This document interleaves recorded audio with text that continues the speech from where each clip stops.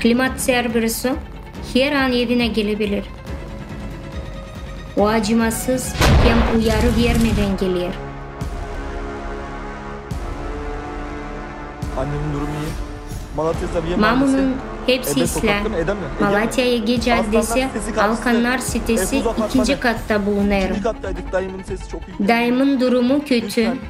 Bunu gören hepsi yalvarırım yardıma gelin. Herkes lütfen gelsin yardıma. Herkese yalvarırım gelin yardım edin.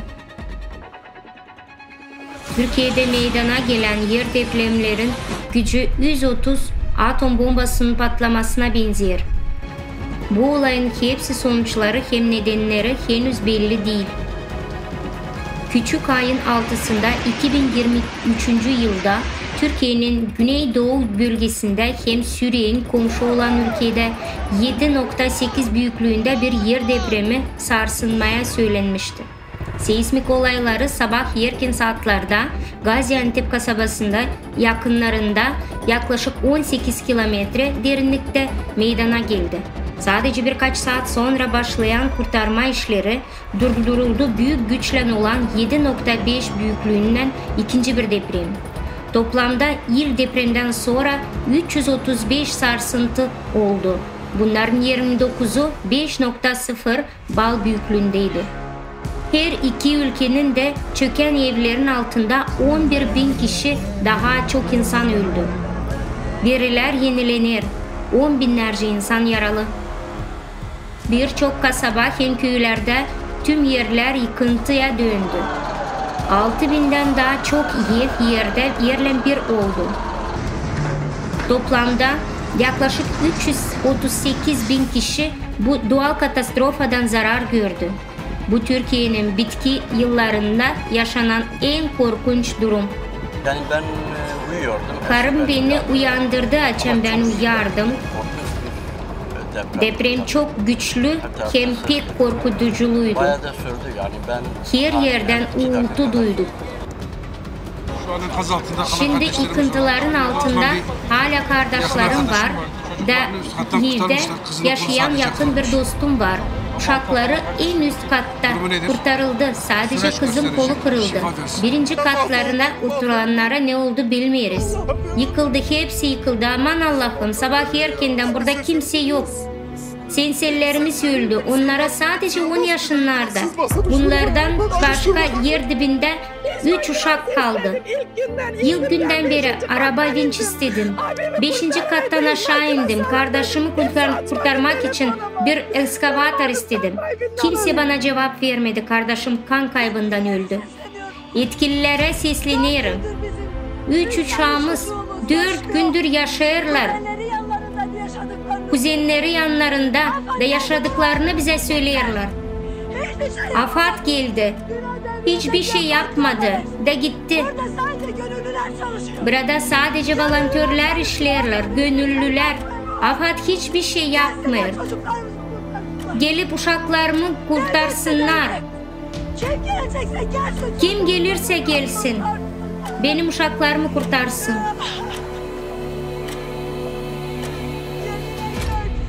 Yalvarırım gelsinler de uşaklarımı kurtarsınlar. Bitki 10 yılda iç cenk nedeniyle bitkin düşen Suriye için bu deprem dayanılmaz bir egzamendi. Ülkede yaklaşık 30.000 kişinin yaşadığı Haris kasabının yeryüzünden silindi. Suriye'nin kuzeybatısında farklı kasabada hem köylerinde birçok ev bu depremle yıkıldı. Kurtarma grupları olayın olduğu her yere gitti. Şimdiye kadar birçok aile yıkıntıların altında. Kurtarma grupları mümkün olan her türlü insanlara yıkıntıların altından kurtarmaya savaşıyor. Ancak bu bizim için pek zor bir sınav. Bütün halklar arası toplulukların yardımlarını hem desteğini isteriz, umutlanırız. Kuzeybatı Suriye'de artık bir katastrofa bölgesi. İnsanları kurtarmak için hepsine yardıma çağırırız. Bizim uşaklarımız, gençlerimiz, yaşlılarımız hepsi yıkıntı altında kaldı. Bu büyük bir katastrofa. Yüksek evlerin yerle bir oldu. Da 3 ay sonra da geçse hepsi ölüleri biz oradan çıkaramayacağız. Allah'ıma şükür. Şükür Allah'a. Sadece biri yaşar. Beni bu kırdı. Allah'ım yemin ediyorum. Ailem yok. Senselerim yok. Kalacak yerim yok. Ailem için her bir işi yaptım. Ailem, uşaklarım, güven, hem uşakları yıkıntıların altında, onları çıkaracak kimse yok. Teknikalar yok, araçlar yok, imkan da yok. Yaşamakta kalanların bağırtmalarını duyuyoruz ama onları çıkaramıyoruz. Hiçbir şey yapamıyoruz. Hepsi ülkelere, bütün insanlığa yalvarıyoruz. Gelin, yardım edin, bizi bu beladan kurtarın. Ben kendim yakınlarımı 12 kişiyi kaybettim. Bugüne kadar yıkıntıların altında. Onları çıkaramıyorum. Mamum, kardeşim, ikinci kardeşim, hem de 2 oğlum, kız kardeşim hem kocası, 4 uşakları. Baytusu'nun öbür 2 uşağını çok şükür yaşar. Onları ben kendim çıkardım.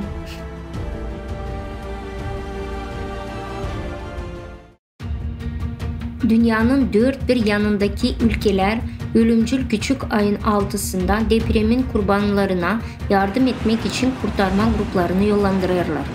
Böylesine karışık hem zor durumlarda insanların desteğe hem birliğe her zamankinden daha çok lazım olduğunu hepsimiz anlarız. O vakitte böyle bir soru ortaya çıkıyor. Felaketi durdurabilir miydik? Niçin? Bilimsel teknoloji dünyasında yaşarken insanları o yerlerden evakuasyon için güvenilir bir sistem yoktu.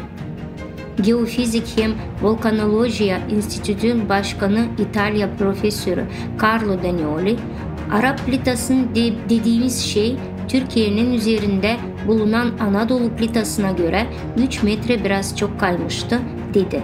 Plitaların geolojiye kaynamasının depreme yol açtığını ortaya çıktı. Ek olarak bugün planetamızın başka bölgelerinde farklı büyüklükte sarsıntılar göründü. İtalya, Endonezya, Çili, Salvador, Panama hem ayrıca küçük ayın altısında New York'un batısında sallandığı ABD'de oldu. 40 yılın en büyük depremiydi. Bir gün önce küçük ayın 5'inde 2023'te Mariana Çukuru'nun altında 540 kilometre derinlikte 4.3 büyüklüğünde bir manto depremi meydana geldi. Depremin nedeni büyük sayıda magmatik yükselmesi neden olan güçlü bir yer çekiminin patlamasıydı. Buraya kadar bu durum Türkiye'deki büyük depremle bağlantılı mı açık kalır. Bu küçük ayında Mariana Çukuru'nun altındaki ilk güçlü manto depremi. Da kronolojiye göre bakarsanız Halklar Arası Canlı Forum'da global krizisi de tam olarak söylenen buydu. Bizim kurtuluşumuz birleşmekte 12 Kasım 2022 yılda. Bilim adamları klimatın adına bilimsel bir rapor sundular da yaklaşan felaketlerin matematiksel bir modelini hem ayrıca dünyanın bağırsaklarında meydana gelen süreçlerin adına bilgi verdiler. Sonuç, Türkiye'de hem başka bir yerlerde depremlerin tam olarak bu süreçlerinden kaynaklandığını gösterdiler. Klimatın Cerberus'u giderek daha çok ilerler da bugün hepsi insanlığı bir düşmanıdır. Şimdi bir yaratıcı toplumu ne kadar çabuk kurabileceğimize hem büyüyen felaketlerin nedeniyle nasıl başa çıkacağımıza bir çözüm bulabilecek hepsi bilim adamlarını birleştirmesini için koşulları yaratabilmek için biz bağlanırız. Detaylı bilgiler forumda görebilirsiniz.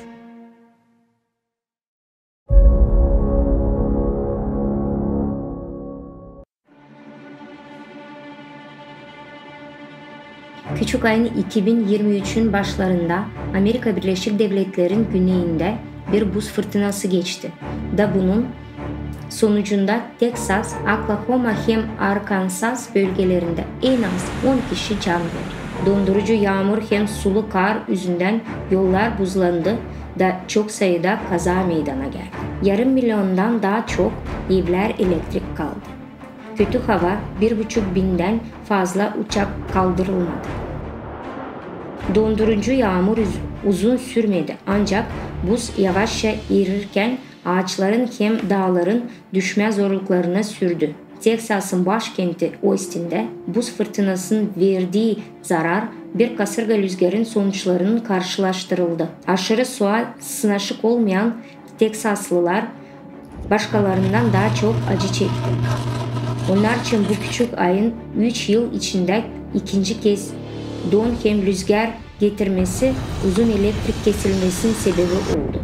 2021'de Teksas'ta yüzlerce insan soğuğa dayanamadı da elektrik sisteması tamamen çökmenin sınırına geldi. Bitki verilere göre ülkeye doğru gelen bir soğukluk Amerika Birleşik Devletleri'nin kuzey ovaları, Orta Batı hem Kuzey Doğu bölgelerinde sert Arktik sıcaklıklar getirmeye devam edecek.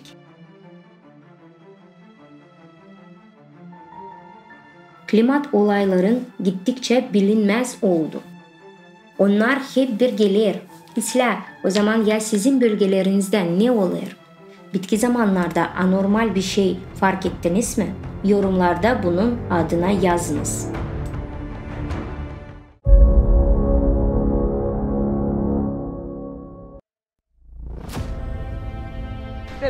Korkunç. Çünkü kardeşim yıllarca uğraştı. Da sonra yangın geldi de her şey yok etti.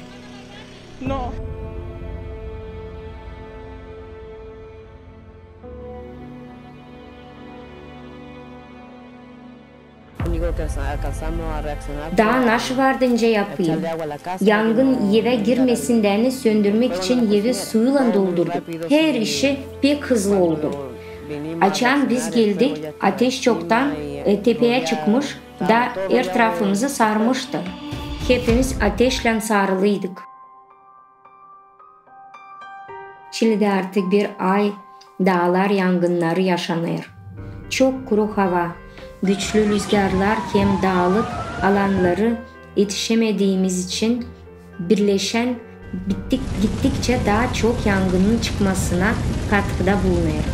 Yangın bu kez milletin de bir katastrofası oldu.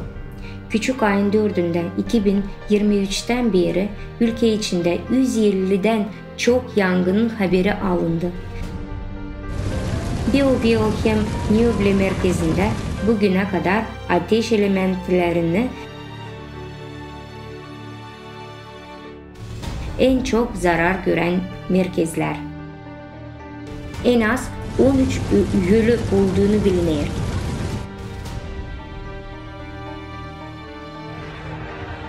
Yüzlerce aile evsiz hem hiçbir şeysiz kaldılar.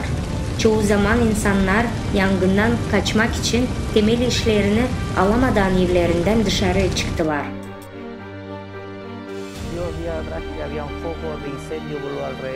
Birkaç gün geri dolaylarda bir yangın çıktı. Ama dün gece burada karşımızda bir ocak olduğu için uyandık. Da sabah yarım 7'de yangın tepeden aşağı indi. Yönde tarlaya taşındı da oradan sabah yarım 8'de 8 ya da o vakitte bu sektöre geçti, bu tarafa. 2017'den beri böyle bir şey görmedik. Yangın komşuların evlerini yakır, komşular yavaş yavaş rubalarını çıkarır. Yardım gelir ama bu yeterli görünmüyor. Pek isterim hani su gelsin, helikopterler gelsin, hepsi gelsinler. Ve böyle bir şey her yerde oluyor. Sosyal bağlantılarda Kilyo kasabasının yakınlarında yolun tam ortasında yerden bir yeraltı yangının çıktığını bir videoyu gördük. Bunu görmeye sınaşmadık. Görüntünün doğasını açıklayan birkaç versiya var. Birkaçı bilim adamlara göre düşen yapraklar, ağaç kalıntıları hem ağaç kökleri gibi yeraltı organik maddeleri anormal ısıyla birleşip yangın yer altından yayılmasına katkıda bulunabilir söylediler. Bu kaçınılmaz. Bilim raporu klimat adına doğruyu dünyanın gözlerini açtı. Ancak yeraltı yangınların en doğrulu sebebi dünyanın tektonik gazdan olması söylenir. Seismik olarak aktif bölgelerde, Çili böyle bir bölgede bulunur. Yanıcı gazlar yer kabuklarından çatlakların yoluyla üstüne çıkar. Böyle bölgelerde dağlar yangınları söndürülmesi pek zor olduğunu hem uzun süre devam ettiğini söylenir. Gazdan arındırma hızlı büyüyen prosesler, dünyanın çekirdeğinin işlemesi stabil olmadığının sonuçlarını bunlardı. Dünya çapasında milyonlarca kişi tarafından izlenen klimat raporundan planetamızla ilgili süreler adına daha çok bilgi edinebilirsiniz.